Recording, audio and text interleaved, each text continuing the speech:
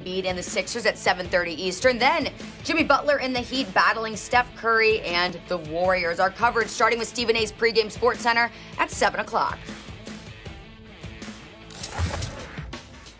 The Detroit Pistons and six-time NBA All-Star Blake Griffin have agreed to sit Griffin until they can work out a resolution on his playing future. Now, there is a caveat here, and that's just how much money Griffin is owed through the next few years. $36.6 million this season and $39 million in 21 through 22.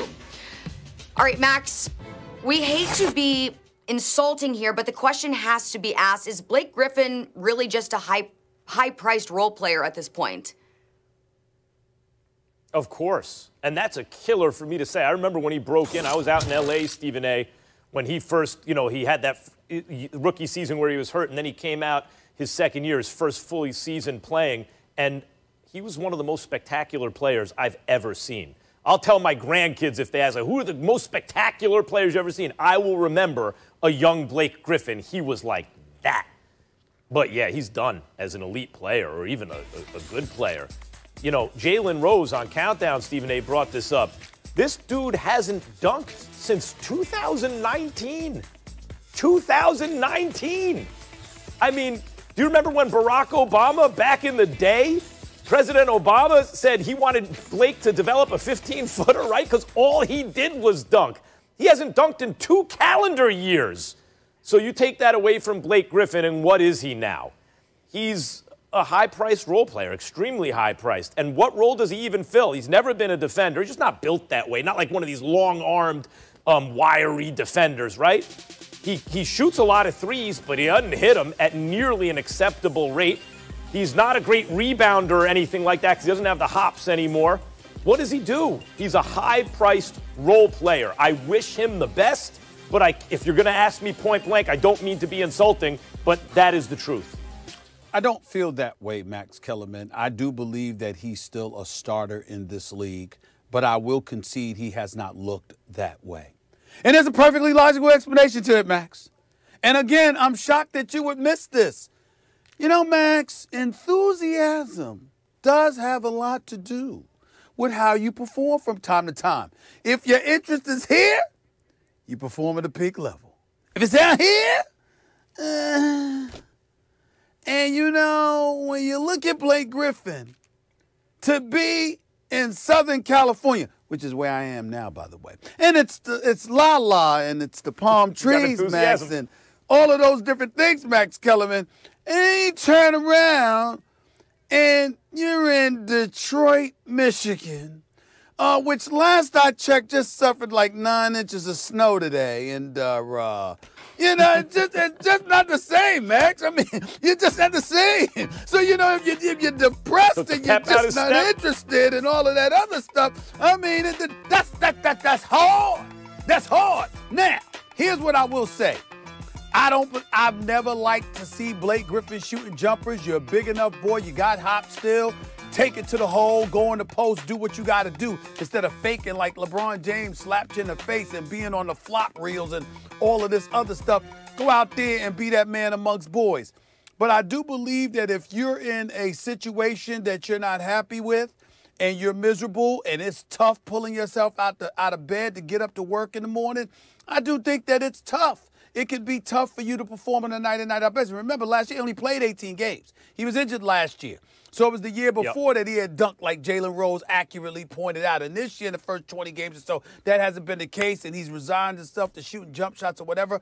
Me personally, I think he could go back to the Clippers and help. But guess what? In order to do that, you know what he needs to do? Apologize to owner Steve Ballmer.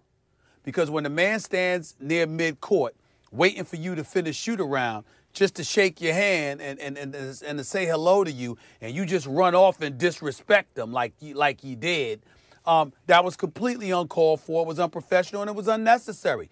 Yeah, the man traded you and what have you, but what have you done to show him that he's wrong?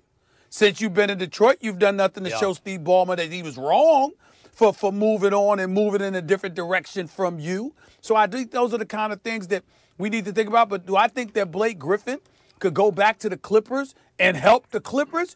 Yeah, I think he could do it. I think he can. I don't want to see him on the Lakers. I don't think that's the right way for him to go. I think that's a great idea. But the Clippers, yeah.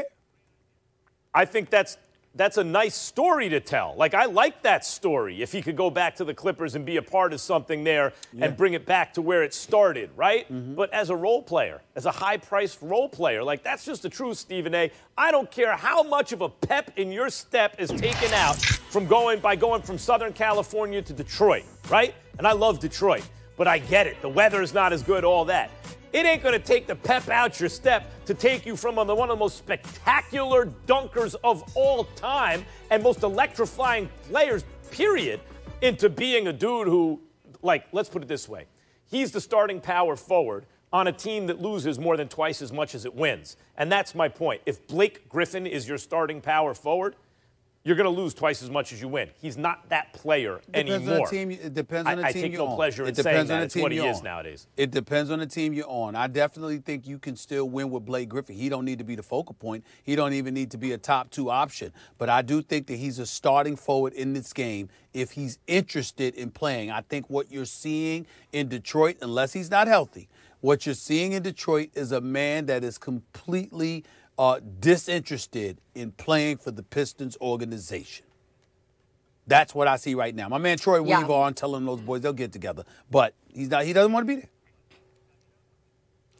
I mean, I can't really blame him. You compare LA to Detroit, big difference there. But we look at the shots he's taking, not taking as many dunks this season, but according to Second Spectrum, his average distance of his shot is 18 feet this season. That is 4 feet longer than the likes of Chris Paul's, also Kevin Durant. So he's got some long distance in him. All right, guys, let's wrap it here. We have some. This is true. This is true. All right, guys, back to the NFL we go. Dak Prescott still in search of that long-term contract, but rumor has it he's not settling for anything but his own terms. Stay with us. That's coming up here on First Take. Yo, he knows my number. What?